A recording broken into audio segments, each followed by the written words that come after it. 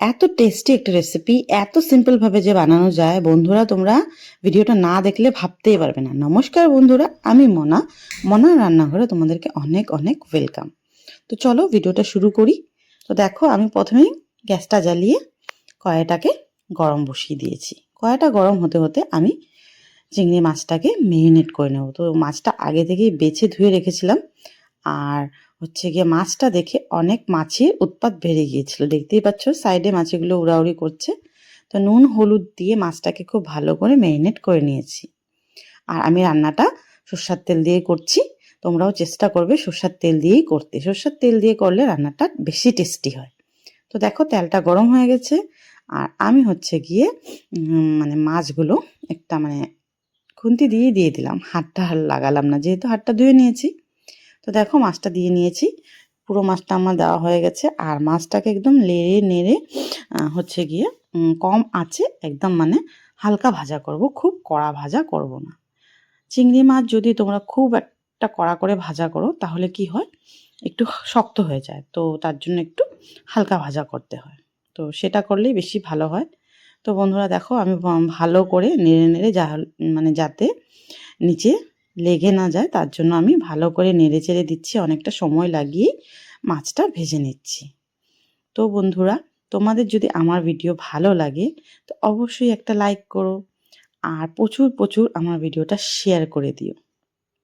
আর বন্ধুরা, চ্যানেলে যদি নতুন হয়ে থাকো প্লিজ আমার চ্যানেলটাকে সাবস্ক্রাইব করে দিও। তো দেখো বন্ধুরা, চিংড়ি মাছটা তুলে নিয়েছি। আর হচ্ছে গিয়ে ওই তেলটাতেই আমি যেহেতু একটু বেশি করে তেল দিয়েছিলাম, ওই তেলটাতে কুচনো পেঁয়াজ একটু বেশি পরিমাণে দিয়েছি। আর আমার যেহেতু ওভেনের সামনেই না জানালা আছে, তো আমি একটা পাখিকে দেখছিলাম, পাখিটা খুব সুন্দর ডাকছিল। তারপর দেখো বন্ধুরা, আদা রসুনের পেস্ট দিয়ে দিলাম।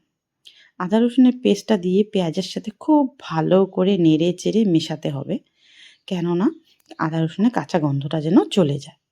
তো দেখো ভালো মানে মেশানো হয়ে গেছে ভালো করে। তারপর হচ্ছে গিয়ে আমি মশলা দিয়ে দিলাম, হলুদ গুঁড়ো, কাশ্মীরি লঙ্কার গুঁড়ো, আর হচ্ছে গিয়ে সবজি মশলা, আর নুন, আর সামান্য একটু জল দিয়ে দিলাম, যেন মশলাটা পুড়ে না যায়।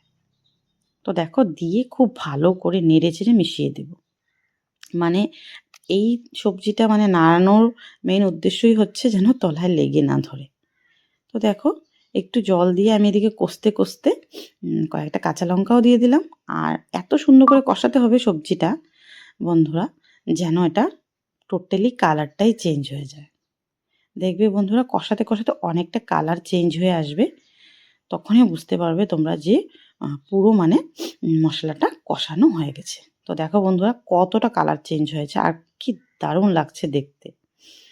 তো দেখো এখন হচ্ছে গিয়ে আমি যে পরিমাণে ঝোল রাখবো সেই পরিমাণে জলটা দিয়ে নিলাম, দিয়ে ভালো করে মিশিয়ে দিচ্ছি। মিশিয়ে একটু ঢাকা দিয়ে দিলাম যেন ফুটে ওঠে। আর এই পাশে দেখো ঢাকা দিয়ে, যেহেতু রান্না করতে করতে ওভেনের মধ্যে অনেক কিছু তেল ঠেল পড়ে যায়, তো আমি রান্না করতে করতে একটু সেটু মুছে নিই। তো দেখো ঝোলটা ফুটে উঠেছে খুব ভালো করে। এখন হচ্ছে গিয়ে আমি দিয়ে দেব ভাজা চিংড়ি মাছটা। তো দেখো বন্ধুরা দিয়ে দিলাম, দিয়ে আবার একটু মিশিয়ে নেব, মিশিয়ে আবার একটু ফুটতে দেব। আর রান্নাটা অলমোস্ট হওয়ার পথেই, মানে আর বেশি দেরি নেই। তো খুবই একটা সিম্পল রেসিপি, খুব সহজভাবে খুব তাড়াতাড়ি হয়ে যায়। তো তোমরা অবশ্যই ট্রাই করো। যদি এইভাবে কোনোদিন চিংড়ি মাছ তোমরা না বানিয়ে থাকো তো অবশ্যই আমার কথা মতন আমি যেরকম বলেছি তোমরা যদি সেম টু সেম বানাও, একদম সত্যি বলছি অসাধারণ লাগবে, অসাধারণ। সবজিটা অনেকটাই টেস্টি হয়েছিল, খুব ভালো লেগেছিল খেয়ে। তো বন্ধুরা তোমরা বানিয়ে অবশ্যই আমাকে কমেন্ট করতে কিন্তু একদম ভুলো না। তোমরা রেসিপিটা কেমন হয়েছে এটাও বলবে, আর তোমরা ভিডিওটা কোথা থেকে দেখছো আমার এই ভিডিওটা প্লিজ কমেন্টে বলবে। তো আজকের জন্য